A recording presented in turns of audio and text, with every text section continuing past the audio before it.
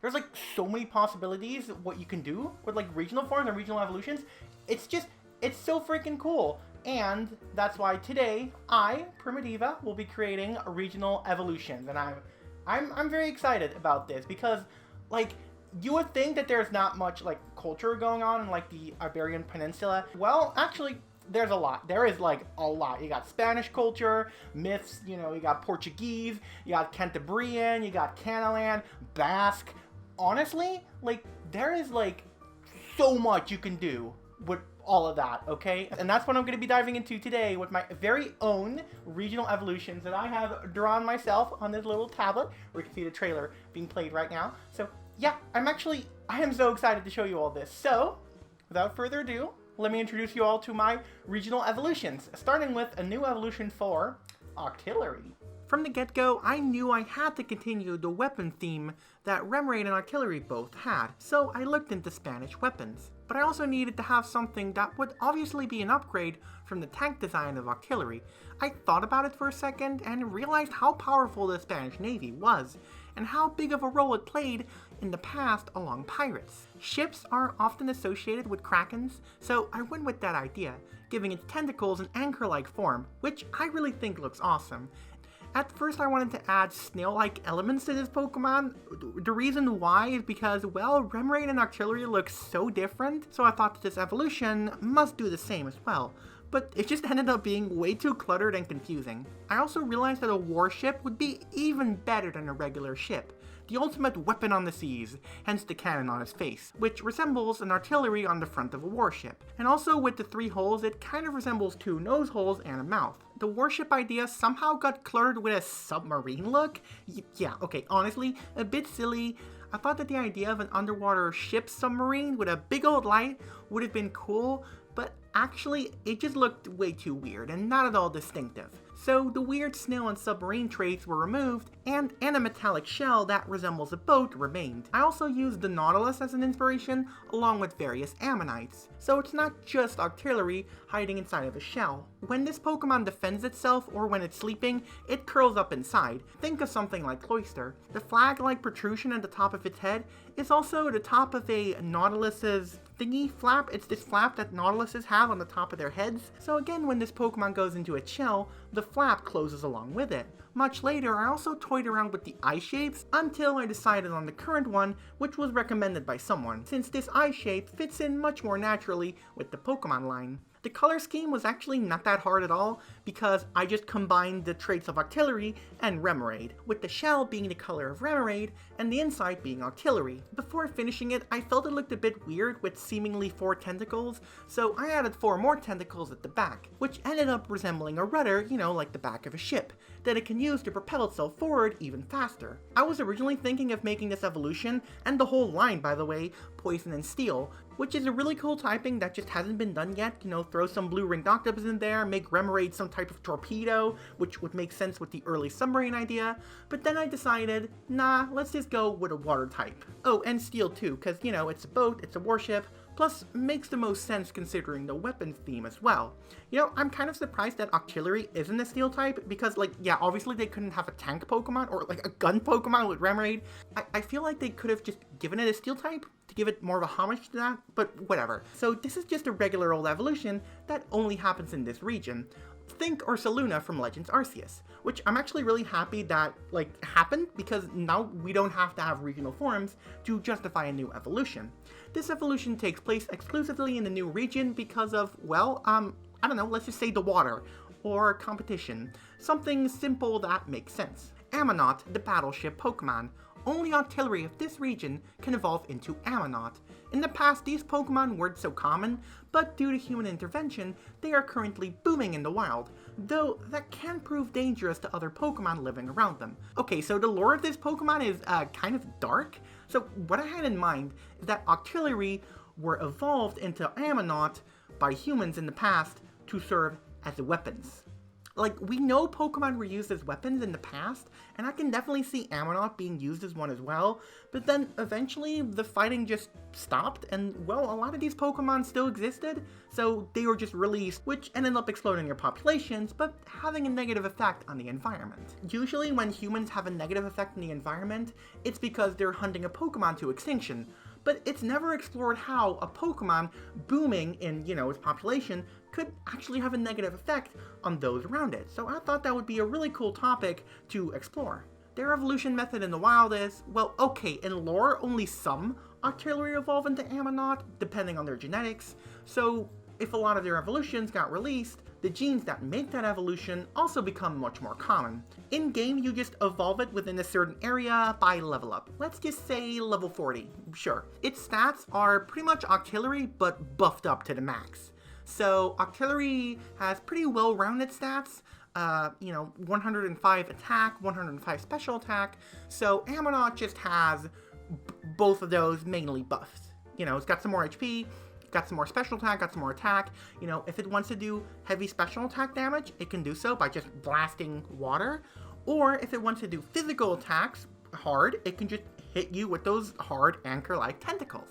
I really liked how this evolution turned out, because I wanted to do something with Octillery, but like, what do you do? Octillery clearly looks like a Pokemon that should evolve into something, but what can you really do? I mean, it's already low-key a tank. Well, you turn it into a high-key warship, but you don't make it too threatening looking. It's still got like the two nose holes and the mouth on the cannon, so it looks kind of friendly. It looks like a Pokemon that you could be friends with. Also, what I really like is adding those small little details. How Ammonite looks if it's slimy? Well, that's because I did the white dots. I mean, the artists already know this, but it's just so much fun when you're done and you're adding the tiny little highlights. I don't know, it's just a lot of fun. But next up, we got a Pokemon line that honestly either needed to be removed from Pokemon altogether, in my opinion, or needed a big revamp. And, oh boy, I gave it one big revamp. I am talking about the Jynx line, though more specifically, a new form for Smoochum and a new evolution for Smoochum. Yeah, let's just get rid of Jynx altogether. Smoochum may be based on Ganguro like Jynx apparently was supposed to be. Either way, I removed any traces of that inspiration and started anew with Vikings. And also partially the singing fat lady from the opera, which was apparently supposed to be the other inspiration for Jynx, but they didn't really translate that properly at all. But instead of regular singing, this will be more like a battle cry. This being my second regional form ever, I luckily didn't have to make Smoochum too different from its original form, just making her more battle ready with her mouth open, again battle cry, preparing to fight. Honestly, she's just a cute little Viking warrior, along with some shield maiden in there as well, cause big shield. I did one sketch and I was honestly already satisfied, adding some traditional Viking armor, but babyfied, with the hair covering her eyes, a big old Viking helmet, and a sword and a shield. Honestly, I just looked up Baby Viking on YouTube. Honestly, I just looked up Baby Viking cartoon on Google and took some inspiration from various sources, but I mainly took inspiration from Vicky the Viking appearance-wise, which is a German, Austrian, Japanese cartoon about a boy named Vicky who is, well, a Viking. It was pretty popular in the Netherlands, so I just used that because it's a cute design. All the weapons and the armor that you see are actually made by Smoochum herself, which is done through ice manipulation and ice magic. The colors I picked, I think, look good together. Immediately from the start, I knew that I didn't want to use any human-colored skin for these Pokemon, especially something darker, so I really vibed with light blue. Then after that, I pretty much just used this color picky thing from online, which is like a website where you go and you can you put in your color and then it shows you the corresponding colors which would look good together. Because, I'm new to this whole color theory thing and art in general. I know some colors look good together, but I'm not 100% there just yet. Honestly, this design isn't too deep, it's just a small fighting child that would live in the colder parts of the region. Smoochum, the Kiss Pokemon. Smoochum of this region have adapted to becoming more hostile and brave, creating their own tiny weapons made out of ice. They live mysteriously away high up in cold areas. Basically, harder places in the region made these Pokemon become fighting type, since Psychic just wasn't enough. Easy one. It doesn't always need to be too complex. The stats of these form are pretty much the same, just the 85 special attack is now its regular attack, and evolution happens through learning a new move called Battle Cry, which is a fighting type move that boosts its attack twice. So pretty much sword stance, unless you're in a double battle where the other boost is given to your teammate, so you both get one boost. Now onto the new evolution for Smoochum. So this was originally supposed to be a redesign or evolution for a new Jinx, but I figured, you know what, let's just get rid of Jinx altogether, away with her. Valkyries were heavily used as an inspiration for this Pokemon, especially Brunhild, a character from Germanic heroic legend, a huge powerful fighting queen. And, what do you know, the fat singing opera lady from the saying, "It ain't over till the fat lady sings"? Well, she's primarily based on Brunhild too. In fact, a lot of my reference material involved a lot of Amelia Materna, who was the first to play the character in an opera. And luckily for me, again, the first sketch was good enough for me. I guess that's what I get for mostly drawing humans already. Humanoid Pokemon are just really easy for me. Valkyries are often depicted as beautiful but tough, so I really wanted to hone that in with my design, giving her a pretty dress that looks really good and elegant, but also has ice-like armor around it. There's also some of that old-fashioned poofy shirt thrown in there as well, as those are often depicted with, the fat opera-singing lady trope, and her hair is very much stereotypically Viking-like, with some ice crystals at the end, just for a nice effect. I also knew that I needed to have the standard Valkyrie helmet in there with the wings and all, but I dialed it down, and now it also sort of resembles a crown, which I think is just a really good fit for like a queen-like Pokemon. I also knew that I had to make use of clothes with this Pokemon, just didn't vibe with me too much, so that's why I decided to give her a lot of ice-like armor that really fits in with this Pokemon's biology. I was considering a big shield at first, but a spear is just honestly much cooler. One subtle detail that I've added onto this Pokemon is the inspiration of Freya, Norse goddess of not only love and beauty, but also war, fertility, gold, and Sayor. Not sure if I'm pronouncing that right, but Sayor is a type of magic that involves seeing the future and influencing it. Smoochum and Jinx definitely already had love in their designs and lore, so I figured, well, let's just elevate that with this new evolution. Then later, I was also reminded of the Queen of Spades, who holds the scepter. Almost also went for a card theme, without even noticing it myself. But to my surprise, cardomancy, the fortune-telling method involving cards, came from Europe, which I guess isn't too much of a surprise, but it does also just align with Sayor, the magic that is used for predicting the future. So, in a strange string of events, this new evolution has a low-key psychic vibe to it. So while these new forms are now fighting type instead of psychic, but the old type is still somehow retained in the lore and design. It's just all a big coincidence, but wow, I am super stoked that I got this. Brunhilde, the warrioress Pokemon. Brunhilde are a result of Smoochum's new genes evolving to the extreme. This icy Pokemon resides at the top of icy tundras and mountains, and claims it as its own territory. Humans must be wary when entering, as it can sense anyone coming. So, a literal ice queen, who takes hold of her domain and is very territorial. So, they're actually quite rare Pokemon to come across, and they don't live together at all. They're very solitary. And can also sense anyone coming near her, along with predicting the future in some occasions, like when fighting other Pokemon. Sometimes they do have Smoochum around them, but only to train properly. So once they grow old enough, they have to venture out and create their own domain. Stat-wise, Brunhilde is a lot faster and stronger than Jinx, having about 100 more in her base stat total. So even if Jinx or when Jinx returns, she is just outclassed by her, I guess, much better and less racist sister. So yeah, overall, I think it's well deserved. I like to think that I did the Jinx line, or I guess now the Brunhilde line, some justice, because, I mean, maybe in an alternate universe, like, you kind of could see what Game Freak was potentially going for, but oh boy, they just, they messed up. They messed up, didn't they? Yeah. Also, again, I really liked adding the tiny details, like, making it look kind of glassy with, like, the white highlights. Oh, white highlights are just so much fun, okay? Like, just the little dots to make it seem cool. I don't know, it's just so cool. Now you might be wondering, wait a second, Vikings, Valkyries, Freya, this is all Norse mythology. It's got nothing to do with Spain and Portugal and all of that. Well, yes, you're right, but it's still all in Europe. All of this, is in Europe.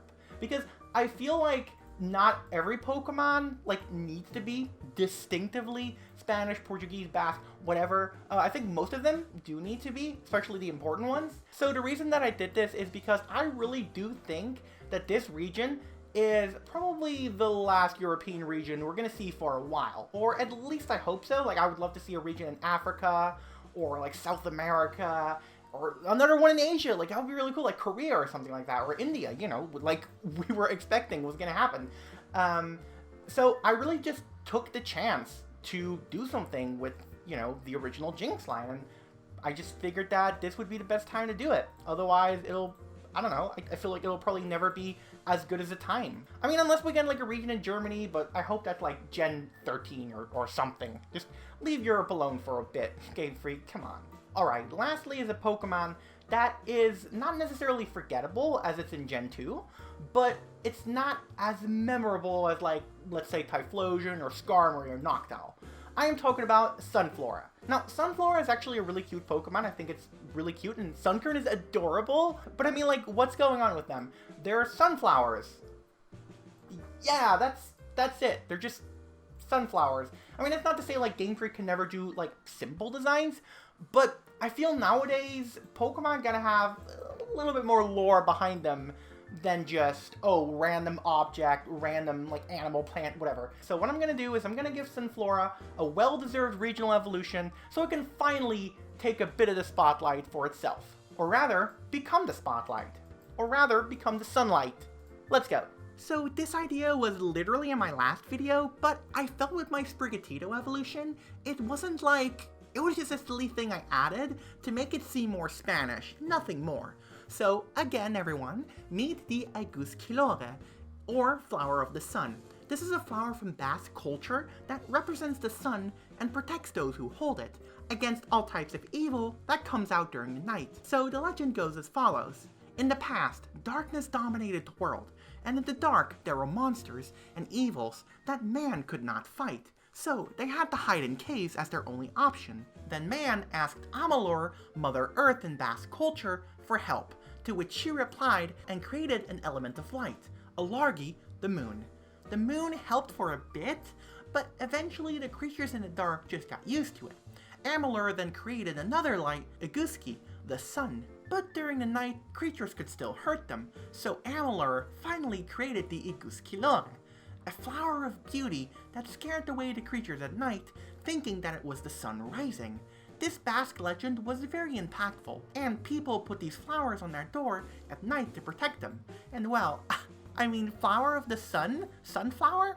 Come on. So I went with that very small concept and created my evolution that looks like an actual sun and is rooted in the ground, rooted in together with Mother Nature where it came from. I put a heavy emphasis on its head and little on its actual body, representing the sun as much as possible, while also taking inspiration from old solar symbols throughout history to act as the Pokemon's petals, along with fiery tendrils that came out from the side of it, so that even within pure darkness, you can still see the shape and instantly be reminded of the sun. Making this fiery texture gave me a bit of a headache, like I was trying to copy Centiskorch's tendrils, and I think that they turned out alright, at least for the first time. I didn't feel like removing its arms altogether, and I just remembered how cool it was in the anime to see Bulbasaur use its vines to manipulate things, almost as if it had an extra pair of arms, so I put that design behind its head. Both of these vines being miniature sunflowers when opened that can shoot out rays of light and heat, but when they're closed, they can act as hands to move things around them. The beta design of Sunflora, Sunny, is also something I'm quite fond of. It looks really cute, so I've lightly incorporated that into this design as well as giving it more of a sleepy look, but when it attacks, it looks like this, with bright light shining out of its eyes and mouth, so it looks like a really scary angelic plant. Don't mess with this one, trust me. I also gave it more of a feminine appearance to represent Mother Nature, so cute leafy eyelashes and cheeks that look like sunflower seeds. The colors were actually pretty easy to figure out. I kind of already assumed that orange, red, and green would look good together, and the color picking generator proved me right. So yeah, Sunlight, the sunburst Pokemon. It is said that before humans have their own light, they borrowed light from sunlight to protect themselves against the dangers of the night. Sunlight were influential in teaching humans on how to share resources when things were tough. So these Pokemon would be protecting humans in the past, while humans protected it from others who wanted to hoard the light all by themselves. And this connection was vital in establishing earlier Pokemon and human bonds, but also teaching humans how to work together. How Sunflora evolves into sunlight is by learning a new move that is learned when it's ready to evolve, called Soul Laser. So this move is pretty much Fire-type Hyper Beam. It's 150 base damage, does a lot of damage, but when it's over, you have to wait a turn. So if you want to evolve your Sunflora into a Sunlight, you have to make sure that your Soul Laser hits and actually takes out the opposing opponent. So just find a weak Pidgey or something, go wild, and evolve. Stat-wise, you can expect a much bulkier Pokemon than Sunflora, with very high and devastating special attack, but it does have lower speed than Sunflora, but its other stats make up for it. Trust me, it'll be really good in Trick Room if this Pokemon ever somehow became real. Its hidden ability becomes a new one that I created that I call Rooted. And its hidden ability becomes a new ability I like to call Rooted. This ability is pretty much ingrained as an ability. It's always active, and it heals you every turn, and makes you unable to be swapped out by moves such as Roar, Whirlwind, but you can switch out the Pokemon yourself. For a while now, I knew I wanted to make a Sunflora evolution, but it was like everyone was doing Grass and Fire, cause you know, fun, Sunflower, so funny, which I think on its own is just not that deep of a design, so like what else could I have done? I was wondering. Then I came across, you know, the Octillery, and then I was like, that's it. I have to take advantage of that. And now it actually makes sense why it's Grass Fire. It's not just a silly pun, it actually makes sense and has deep lore, which is what I love about Pokemon so much. And yeah, those were the designs. I really enjoyed making them. It was really fun making this video too. And I don't know, I'm so glad to be like doing this because I made 7 pieces, like 7 full pieces of art in these last 2 months. I honestly never would have expected this to happen. Like, yeah, I'm still a beginner, you know, but that's Sunlight. I think it's the closest I've gotten to the official Pokemon style. So hype, just very hype. Now, I know some of you all were probably expecting like Pokemon biology because, you know, I kind of made myself known for Pokemon biology, but honestly, I'm gonna do it again, trust me, but for right now, I really want to focus on this, because art is just such fun, and it's also so much fun to, like, explore my creative side. You know, like, I could do that with Pokemon biology, too, I guess, but, I don't know, I was feeling kind of a burnout, and I really want to more pursue this art thing. I will get back to it eventually, but for right now, I just want to do this. And I have a lot of regional forums and some unique Pokemon in mind, all from like, you know, culture surrounding the Iberian Peninsula. So I'm just very excited. But yeah, I just didn't want to sacrifice my own mental health for the channel, I guess. So apologies to those who really, you know, been wanting to see it.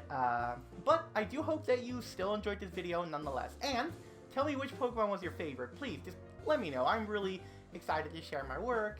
And, well, I guess also if you have ideas for, you know, Pokemon Scarlet and Violet, let me know in the comment section down below, because I am really excited for this region, because there's just so much cool culture going on, like Spain, Portugal, all of that, and, oh, it's just really exciting, because, like, the UK, it was cool, but England isn't that interesting to me compared to, like, what we're getting right now, you know? So, yeah, but comment section down below, you know, as always, likes, subscribe, the typical algorithm boosting stuff, you know what I'm talking about?